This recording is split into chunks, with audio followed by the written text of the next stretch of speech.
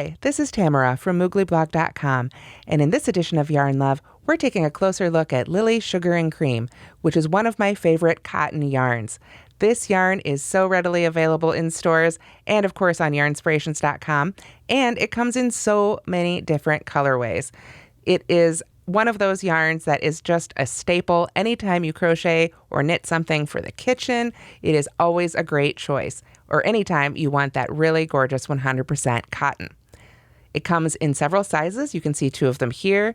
There are the regular skeins right here that you might spot in, on your average store shelf. And then, of course, sometimes up on that top shelf, you'll find the cones.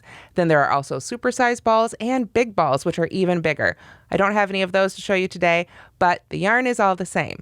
That said, there are several different categories of colors, you could say. The originals, like you see here, there are 39 different colorways. There are 42 different ombre shades, 2 twists, 22 just on cones, 7 different scents of Lily Sugar and Cream, which is scented yarn, which is a lot of fun, and 6 different colorways for the stripes. The stripes are particularly great. Those have a lot of really great holiday colorways to check out as well. Now here we can see the end of a cone I've been working off of. Cones, of course, are always pulled from the outside. You can see there's the inside and the very final end of the cone hanging out in there. I particularly love the cones because they are readily available. You can pull from the outside. It sits beautifully on the table.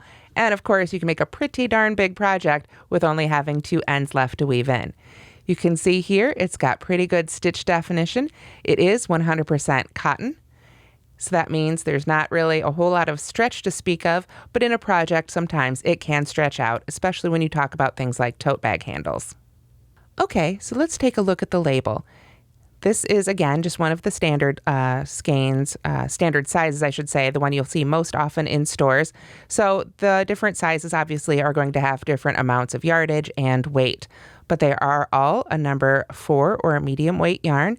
And on this label, they recommend 4.5 millimeter knitting needles or a 5 millimeter crochet hook.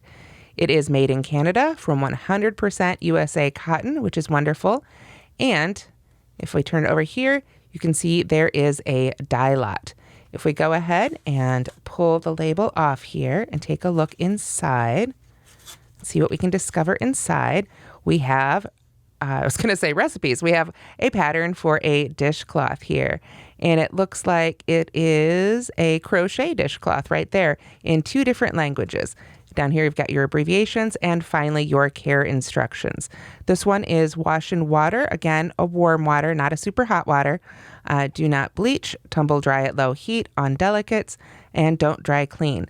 Now, this is an important note on this yarn. Some colors may run, and this is something I've run into in the past myself. So my recommendation anytime you're working with yarn where the colors may run is first, of course, this is a great opportunity to make a swatch, like a little gauge swatch. You can check your gauge. You can see how you like working with the yarn, what color, or rather what size of hook you want to use. And then you can just go ahead and throw it in the wash and check to make sure that the colors don't run.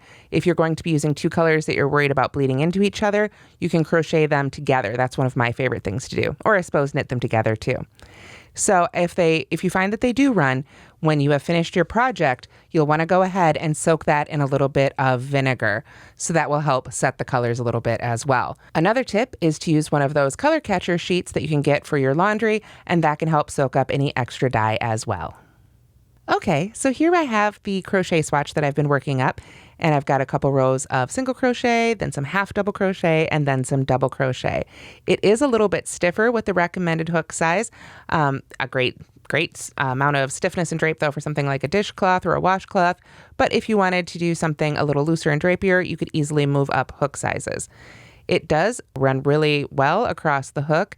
It is 100% cotton, so it might catch a little bit more on a wooden hook. But with this metal hook, I haven't had any issues at all.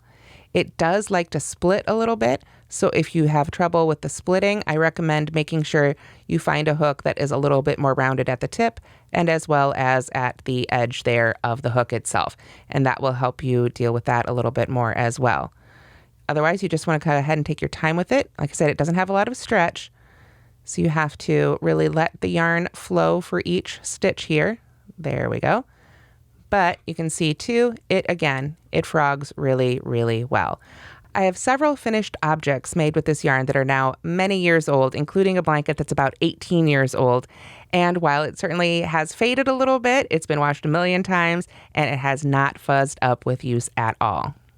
Okay, and here's a swatch of garter stitch that I've been working up, again, on the recommended needle size. I found that it flowed just as beautifully on these metal needles as it did on the crochet hook, and was quite easy to knit with, all things considered, especially since there's not a lot of stretch in this yarn. I have knit with it in the past, and I think it works up really beautiful for both knit and crochet. I occasionally come across a tied bit. It is cotton, so it will break if you pull on it hard enough. So once in a while in a skein, I've come across a couple of tied ends, but I've never come across anything thick or thin or lumpy or slubby or anything like that. It is, again, I keep saying this is 100% cotton. If you're making something with a lot of skeins, you will want to go ahead and check for that dye lot.